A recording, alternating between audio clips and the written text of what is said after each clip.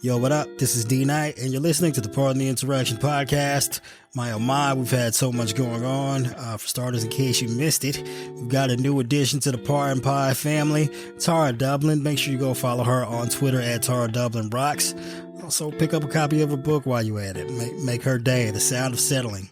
A very fun and interesting read compared to the things we talk about on this podcast. But yeah, we're heading toward the do or die time for the 2024 election. Go ahead and hit up JoeBiden.com. Get that man like $1 a month or something. Help his campaign staff up and get prepared to try and save our democracy. And make sure to grab like one other person you know and tell them about the podcast. Make sure they subscribe and tune in every single week. We got a lot of things coming up for you this year. We need all the support that we can get. So if you do your part and help us grow our audience, we'll do our part and help elect Joe Biden in 2024 and save American democracy. And this is the Pardon the Interaction podcast.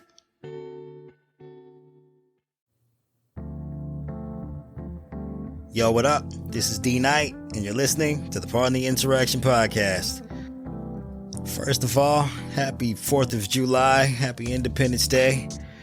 No, it's not quite as an exciting time as it normally would be, given the state of affairs as it concerns our Supreme Court killing affirmative action, as well as making bigotry legal again. Definitely a real downer, but that's okay. We've got some news to cheer you up. By the way, the girls are off this week. Holiday season, give them a little break. I be working their poor little asses to death. I'm sure they need a vacation from me, and I totally understand. No shame in that. Still love them, though. I'll try to get them back next week for sure. For all of you. Because I'm absolutely certain if you had to pick favorites, I'm definitely not at the top. Anyway. We had an incredible amount of news breaks since the last time we recorded here on the podcast. Of note, one thing we talked about last week were the adventures of Mike Roman, and the fact that he was being looked at by the FBI. Well, he's apparently proffered the information that he has available to special counsel Jack Smith's team. He is certainly a key witness in the fake elector scheme in that investigation. So if you want to go back and check out last week's episodes centered around that topic, there's a lot of details there. We don't have to reiterate all of that today. But we also had a lot of other development, starting off with Rudy Giuliani potentially cooperating in the curious case of superseding indictments. So Rudy Giuliani apparently in the last week or two sat down in a proffer agreement with Jack Smith's team concerning multiple avenues of Trump's plot to overturn the 2020 election. It appears that Giuliani's interview went on for at least 8 hours and was conducted by members of Jack Smith's team. One important line of questioning for sure was when they asked Giuliani about Sidney Powell and the December 2020 meeting that took place in the Oval Office, where Sidney Powell presented a plan suggesting the U.S. military should go around the country seizing up the voting machines.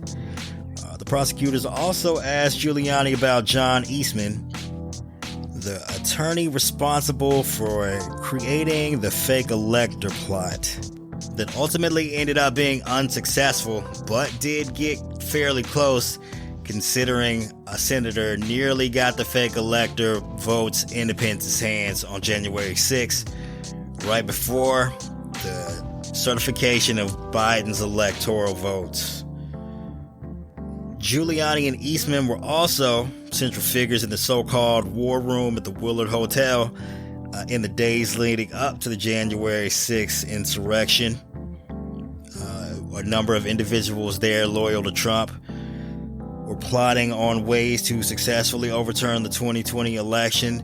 So, of course, Giuliani would have very valuable insight as to the particular plots and machinations of the individuals in the war room on the days leading up to and on January 6th. There's also another individual who was at the Willard War Room on January 5th, 2021. who actually is currently cooperating with the Department of Justice. So any insight that Giuliani potentially proffers to DOJ, it's entirely possible that they would be able to corroborate whatever testimony Giuliani could possibly give with that witness. But of course, if Giuliani is found to have lied, given that they can corroborate his story through another witness, he's potentially opened himself up to charges for lying to investigators during his proffer agreement. You know, Giuliani has a lot of issues as far as being a credible witness, considering just the number of publicly false statements he's made and the fact that he's potentially a drunkard. But should prosecutors find his potential cooperation valuable, there are a number of avenues that he could, in leading investigators down, specifically telling them who to investigate, giving them the ins and outs of the plot itself, providing investigators with opportunities to chase down leads, seize devices, issue subpoenas, comb through emails and, possibly messages and encrypted apps and whatnot. I mean, he is central to nearly every plot Trump was involved in post-2020 election, so he could be a valuable cooperating witness. Also, the Department of Justice appears to be preparing a superseding indictment of up to 30 to 45 charges, in addition to the 37-count indictment that they issued against former President Trump weeks ago. It's a very rut-roll moment. Very rut-roll. Those charges could potentially be more serious than the current set of charges he's facing. We're not entirely sure whether those would be filed in the Southern District of Florida, where he's currently been indicted, or if that could be relating to the documents supposedly from the audio tape that prosecutors recovered as it pertains to him showing classified information to individuals at his Bedminster Golf Club. According to sources familiar with the matter, those charges would be based on evidence that has not yet been publicly acknowledged by the Department of Justice, including a number of other undisclosed recordings that allegedly contain incriminating statements made by Trump. Which is incredible, given that every time he fucking opens his mouth, he makes an incriminating statement. But here we are, yet again. More, lordy, there are more tapes. More and more tapes. Never-ending tapes with this guy. Apparently, DOJ is also preparing to bring charges against a number of attorneys who worked with them. Obviously, since Rudy's made an effort to proffer what he knows to investigators, I'm certain that he's on the list, as well as I would imagine Sidney Powell, Jenna Ellis, those figures. Again, we talked about a number of those individuals last week on the pod. And given the fact that Giuliani and Trump are also targets in Fulton County, Georgia, as part of Fonnie Willis's investigation, they could potentially be facing state charges as well. It's looking bad for the bad guys. It's looking bad, and it's looking really good for prosecutors. Prosecutors' chances. One of the things that appears to be happening with this potential superseding indictment is the role that Judge Cannon, former Trump appointee who was meddling in DOJ's investigation previously after the search and seizure at Mar-a-Lago. Like, if she keep fucking around, they're like, great, we got more indictments coming. You're gonna find out. You're gonna find out. So apparently, if she engages in some hijinks to sabotage the potential case in Florida, there's a contingency plan. Trump's not getting off that easy. Not getting off that easy. Another aspect of the documents investigation, although I, assumed that we wouldn't be talking about this much anymore since we covered so much of it on the podcast last week, is the fact that apparently the only standing order was to the Proud Boys to stand back and stand by.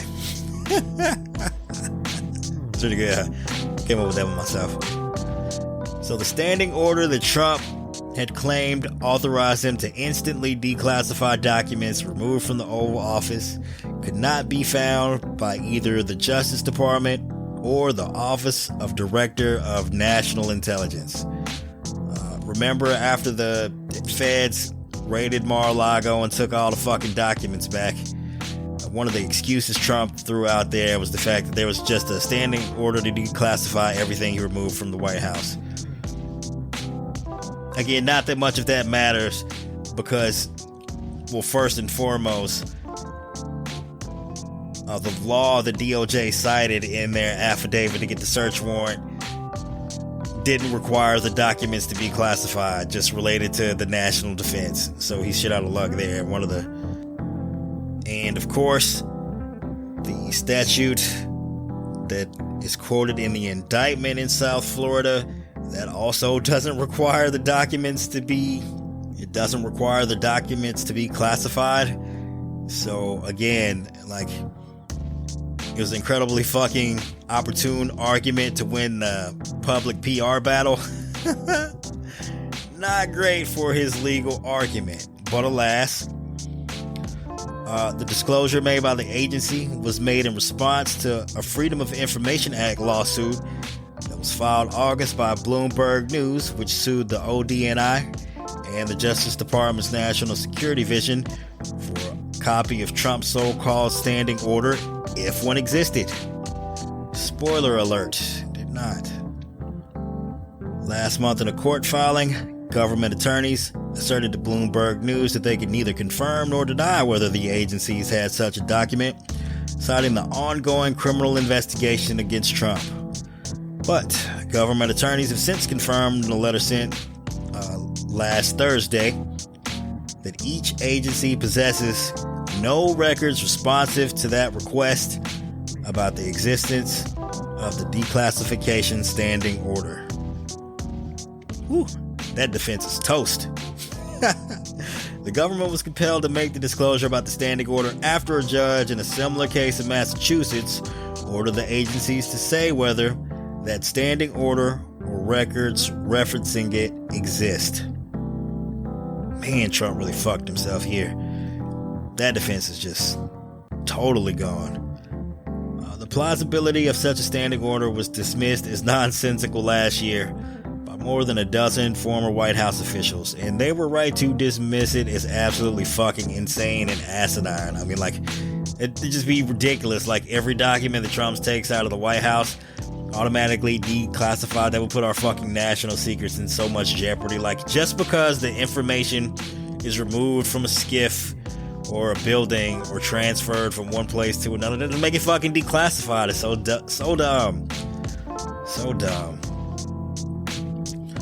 While U.S. presidents can declassify any document at will, former intelligence officers have said that such a standing order would have to be memorialized in writing and shared with the intelligence community, specifically the ODNI, as well as the agencies that classified the documents in the first place, which makes total fucking sense.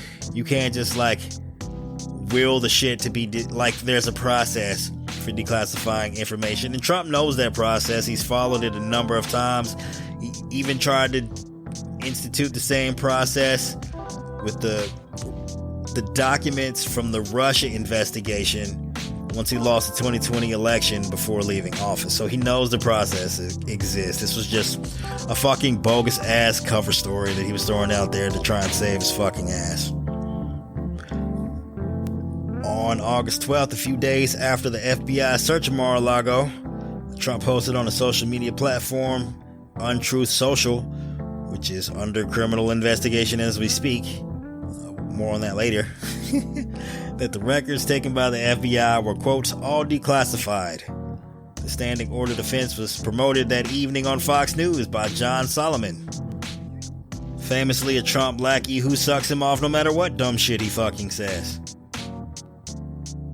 Side note, Fox News Fox Fake News was fucking insane for putting this dude on here to spread that fucking lie. They ought to be ashamed of themselves.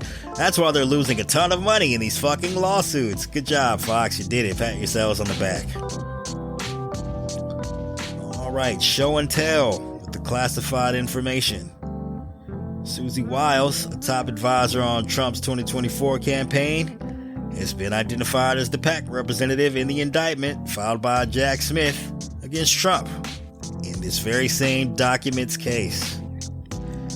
The indictment alleges that Trump showed Wiles a classified map of an unidentified country in August or September 2021 while discussing a military operation that was not going well.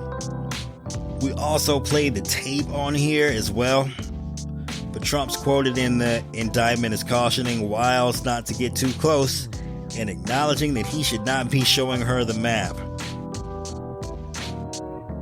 Yeah, willful criminality on his part there. Very, very dumb of him to be saying those wonderfully damaging admissions on a fucking tape when he knew he was being recorded. The Trump campaign responded to the indictment accusing Jack Smith and the special counsel's investigation of, get this, engaging in election interference and attacking one of the leaders of Trump's re-election campaign. Two notes here.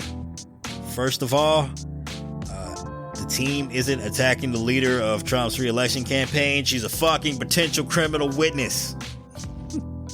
Second of all, the investigation started before he announced his re-election campaign. So if anything, announcing his fucking campaign was potential interference in an ongoing criminal fucking investigation. That's how you want to look at it. What, you dumbass? The campaign claims that the investigation is a sham designed to inflict political damage and prevent Trump from reclaiming the White House. That is not the case, sir. No one forced you to fucking announce your campaign, even though you knew you were under criminal investigation. The indictment reveals that this alleged exchange between Trump and Wiles is the second instance of Trump allegedly disclosing classified information in private meetings after leaving the White House. The first instance involved a July 2021 audio recording that we played right here on the pod, where Trump is heard discussing what he describes as a secret and highly confidential document relating to Iran. The meeting where the recording took place involved individuals assisting Mark Meadows, his former chief of staff, with the memoir. If Wiles is indeed the person in the indictment, it raises the possibility that she could be called to testify as a witness if Trump's case goes to trial before the 2024 election. It'd be fantastic state of affairs. Yet another Trump campaign manager either being party to crimes or witnessing them and having to testify to investigators. I mean, you can't make this fucking shit up. Paul Manafort, Steve Bannon, this bitch, crazy. Wiles is also known for her role as one of Trump's most trusted advisors. She's been involved in multiple campaigns, including leading Trump's campaign operations in Florida in 2016 and serving as the CEO of Trump's Save America Political Action Committee, which is also under criminal investigation. So she can be a witness in that too. Great. If you don't know her, by the way, she's also been highly involved in Ron DeSantis' campaigns. So I imagine that Trump had the idea to plant her in DeSantis' inner circle to scoop up dirt on that guy to potentially damage him in the potential 2024 GOP primary. So yeah, Trump's going to use this girl to, at the very least, sink DeSantis, even though she could also potentially end up sinking Trump. Additional figures mentioned in the indictment include Haley Harrison and Molly Michael, identified as Trump Employee 1 and Trump Employee 2 respectively. They were involved in the conversations about moving Trump's boxes from Mar-a-Lago in order to create workspace for his staff. Harrison is said to be an aide to Melania, while Michael, Trump's former executive assistant, no longer works for him. Oddly enough, Melania also came up in the indictment as the Trump family member who was discussing with, I do believe it was Walter Nada, and the movement of those boxes to the plane to take off for Bedminster, New Jersey over the summer. So keep that shit in fucking mind. Also, former White House press secretary and comms director Stephanie Grisham has made statements suggesting that Trump lacked an understanding of the meaning of classification or the methods used to protect national defense secrets during his time in office. Grisham claims to have witnessed Trump showing documents to people at Mar-a-Lago, indicating a complete disregard for classified information and best practices. You don't fucking say. One notable incident that you all may remember would be the visit of the late Japanese Prime Minister Shinzo Abe to Mar-a-Lago, where Trump and Abe reviewed classified information on a missile test by North Korea using a laptop on the club's open-air patio, which is fucking bonkers. Given the number of people just randomly roaming around there, it's just fucking wild. Grisham says, and I quote, "I watched him show documents to people at Mar-a-Lago on the dining room patio. He had no respect for classified information and never did." One of the club's members, Jay Weitzman, told Washington Post at the time that he could see Trump, Abe, and a group of Trump's aides reviewing materials on a computer. And here's the direct quote: "Someone opened up a laptop, and at the table, a group of Japanese people stood around the Prime Minister and Trump, and they were all looking at the laptop." This is insane, dog. It's fucking crazy. Just wild, right? I mean, if these witnesses testify at Trump's trial, I don't care what Judge Cannon throws at this thing. He's fucked. I mean, I guess she could, like, save all her cards until after the trial and it's time for sentencing, and then she, like, sentence him to, 6 months of probation or something, and say it's a complete downward departure or whatever. But that would be fucking bananas. Fucking bananas. Alright, this next one's a real doozy. It's a play on a real doozy.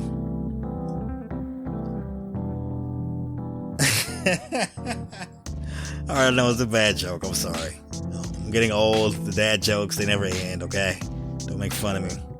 So, in case you missed it, not only was Trump calling Raffensperger down in Georgia, but he was also calling Arizona's governor, Doug Ducey, begging and pleading with him to overturn the election results to try and secure the 2020 victory for himself. The extent of Trump's efforts to coerce Governor Ducey into aiding his cause had not been widely reported until just fucking recently, because the scheme is so fucking massive you can't even keep up with whatever's going on in all of these individual fucking states. So in 2020, Trump engaged in a phone call with Ducey, during which he attempted to persuade him to overturn the presidential election results in Arizona. Trump said that if enough fraudulent votes could be discovered, it would reverse his narrow loss in the state. But get this, not only did Trump call Ducey, but he also repeatedly asked Mike Pence to call Ducey on his behalf and be like, "Bro, will you find me these 10,000 plus votes like you tried to help me find in Georgia?" Who was this guy not calling to try and get them to overturn the election? While Ducey confirmed that he had spoken to Trump, he declined to disclose the details of the call, choosing instead to avoid a public battle with Trump. It's probably a wise decision on your part. You don't want the MAGAs coming after you, because they will. However, though, a prominent Republican donor revealed that Ducey expressed feeling under pressure after Trump's loss. Ducey mentioned to the donor his surprise at not being questioned about his phone conversations with Trump and Pence by special counsel Jack Smith's team. I expect that to change fairly soon here. I expect Jack Smith's team to be getting in contact with him very shortly, given this public revelation. Apparently, Ducey didn't record his call with Trump the same way that Raffensperger did down in Georgia. That probably would have been ideal. I'm not gonna get into the statements these fuckers have made on the record, because these people are very untrustworthy as to accurately reflect the nature of the conversations they were having with Trump. I mean, anything damning, they wouldn't want to reveal that publicly, out of danger of putting a target on their backs, for one, but also, I mean, who knows to what extent they did try and engage in a fucking criminal conspiracy with Trump, but just wouldn't go that far. And I'm absolutely certain that Pence's involvement is probably still being investigated by Jack Smith's team, so I wouldn't count him out on potentially being indicted in the future or pleading guilty to some lesser crime in exchange for his cooperation. I'm absolutely sure this dude ain't out of the woods yet. Just because they cleared him on the fucking documents that he had at his place, as well as, he's apparently given his testimony to Jack Smith's team, I wouldn't necessarily say that he's totally in the clear here, especially if some guys also involved in other aspects of the fucking plot are cooperating or get indicted and ended up flipping. They would be able to put Pence in a very unfortunate position should they be able to provide evidence of his involvement as far as these plots go. So one of the crazier aspects of this thing Trump was doing with Ducey is on November 30th, Ducey was in the middle of signing the document certifying Biden's win in Arizona. Ducey gets a call, and you can hear the phone ring. His ringtone is set to "Hail to the Chief." Apparently, for when Trump gives Ducey a phone call, so he knows who it is. And this is fucking crap. Look, so I imagine that the ceremony is being live streamed, right? So Trump could have literally been sitting there looking at the fucking live stream, dialing up Ducey in the middle of the fucking ceremony to certify Biden's electors, and his phone goes off, and he's literally looking at Ducey on the screen, reach into his pocket, grab his phone, and see Ducey hit the mute button.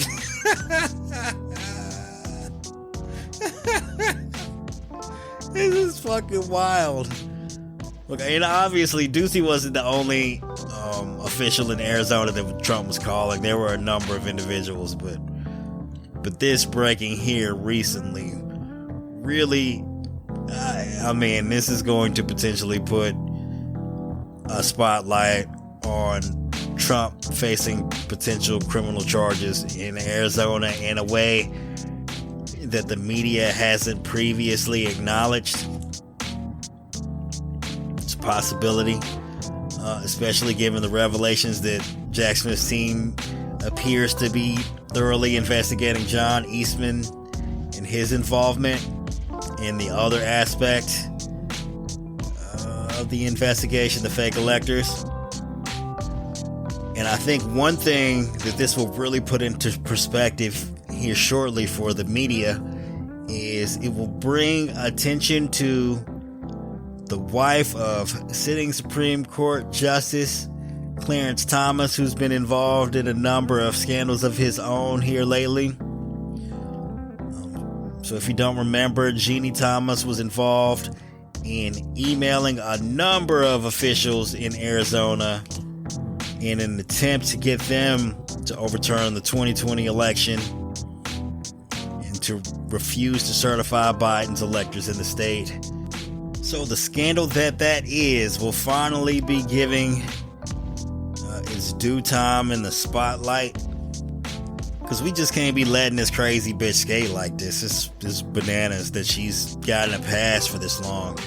Especially, considering the controversial rulings by her husband on the Supreme Court.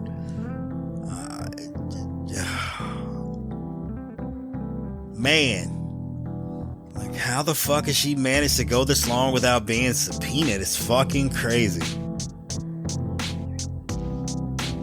Crazy, I tell you. Anyway, moving on from that. So, Digital World Acquisition acquires indictments. Authorities arrested 3 Florida men Thursday. Of course, it'd be Florida men.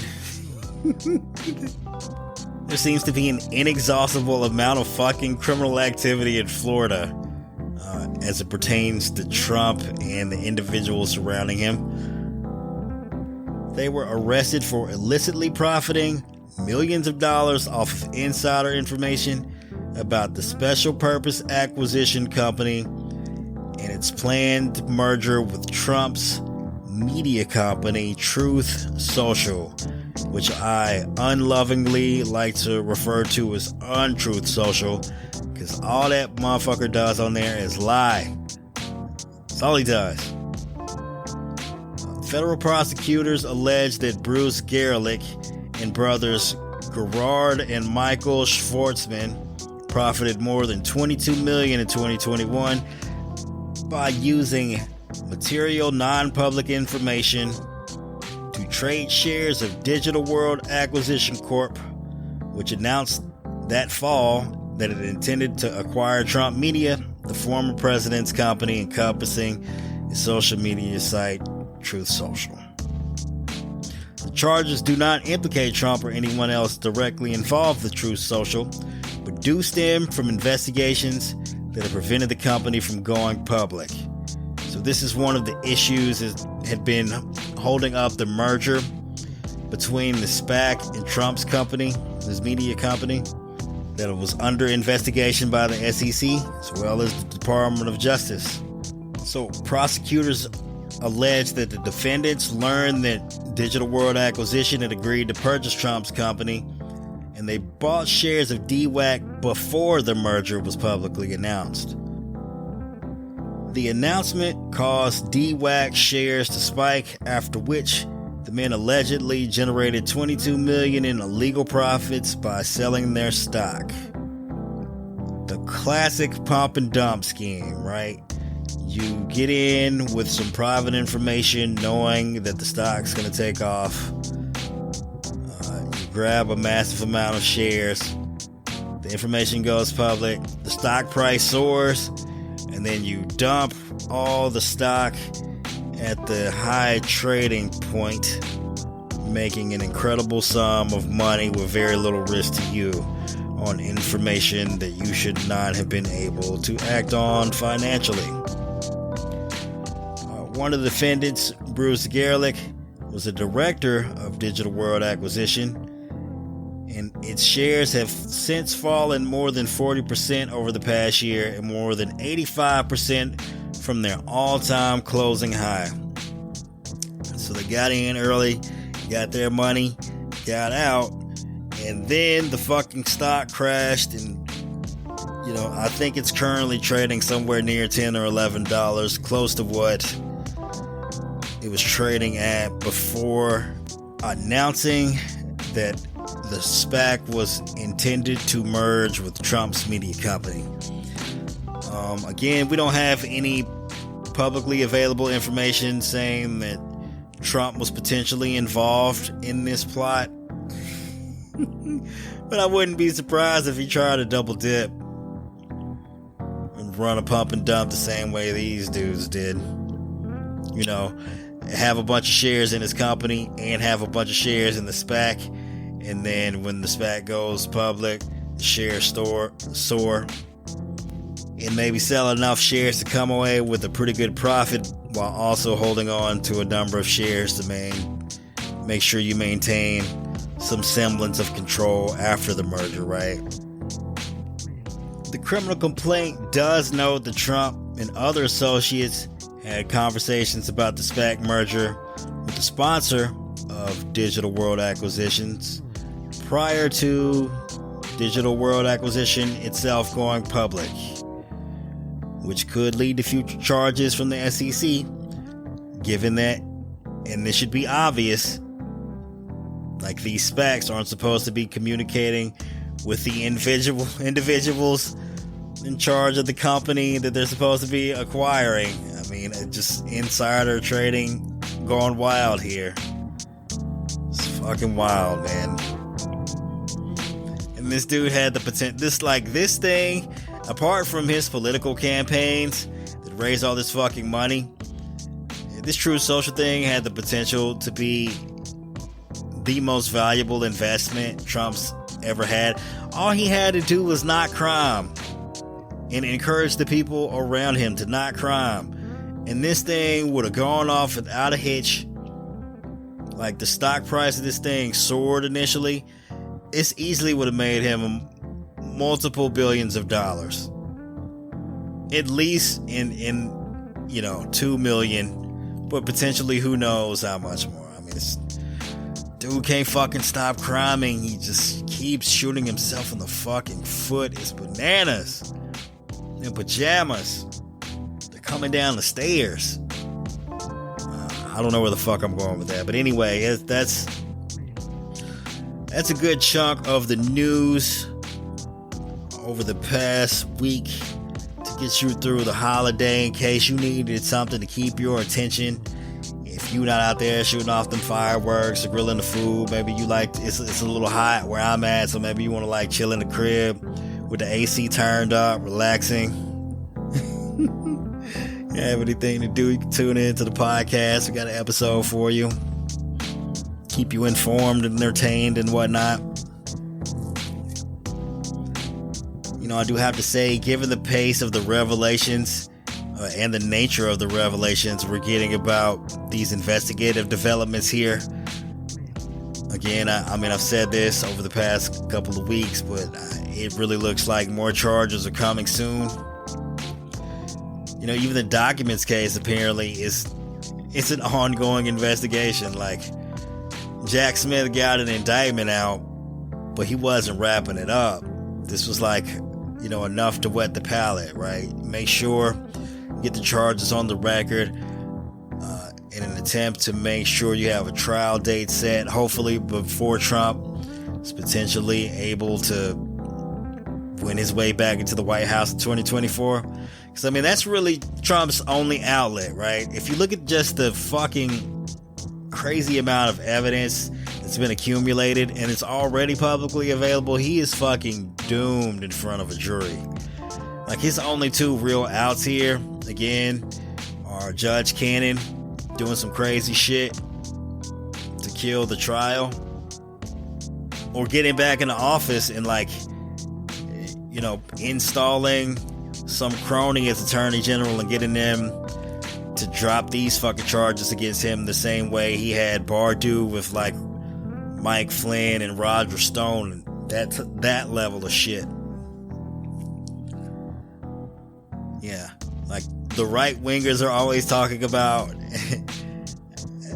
making the absurd implication that Joe Biden has rigged the Department of Justice. No, the Department of Justice is acting like it's supposed to. Trump rigged the Department of Justice when he was in fucking office. Just had Bill Barr doing all kinds of crazy shit, undoing investigations and dropping charges and interfering with shit, and just, that's weaponizing the Department of Justice. Covering for your fucking cronies as well as yourself. And I'm sure if he can't find anyone willing to do that, he'll just try and issue himself a fucking pardon if he somehow makes his way back into the White House. I guess, there's another potential long shot opportunity for him here.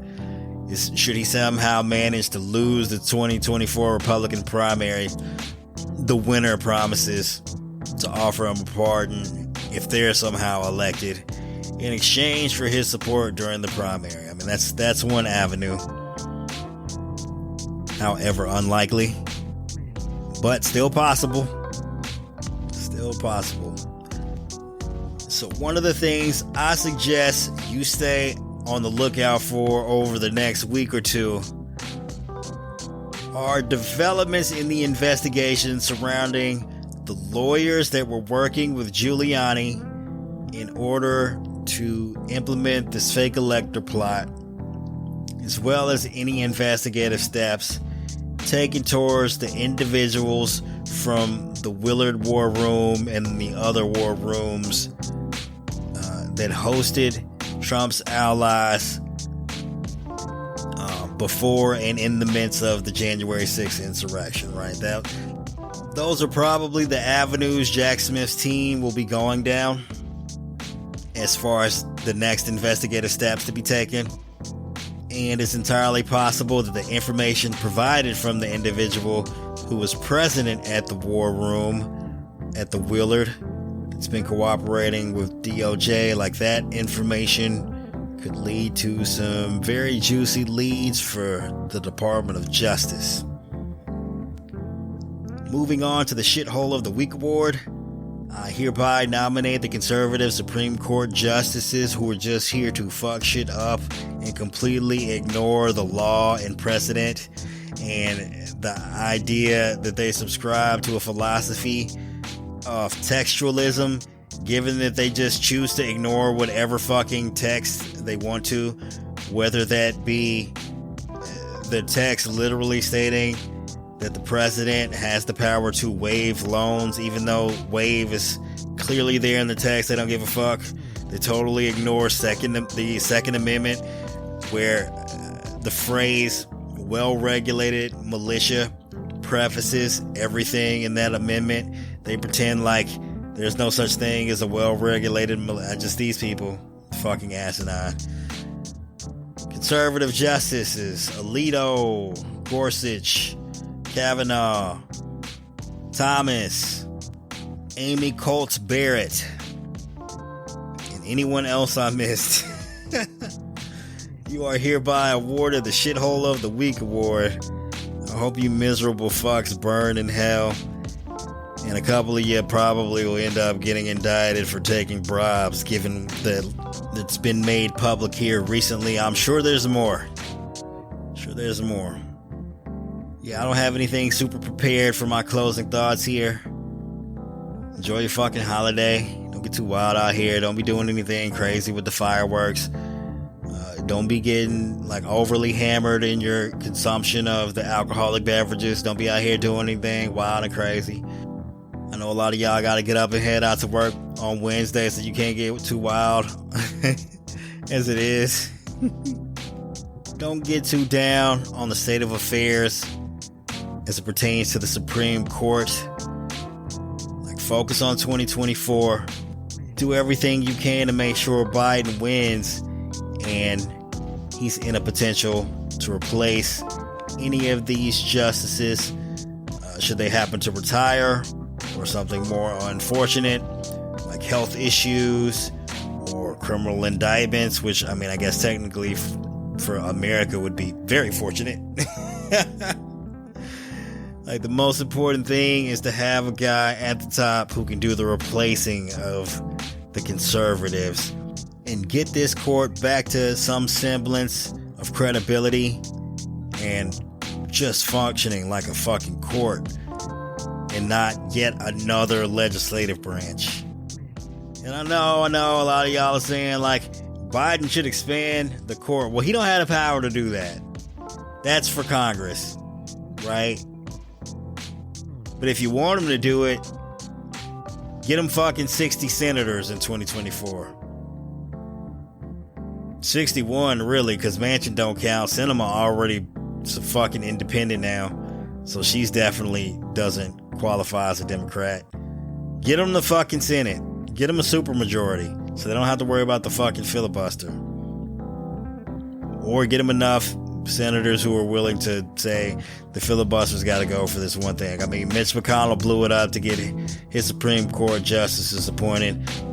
can blow it up to fix this shit if we get enough guys who are in support, or guys or gals or individuals, doesn't have to be gender specific, that are willing to blow up the filibuster to make it happen, Captain. And that concludes this episode of Pardon the Insurrection.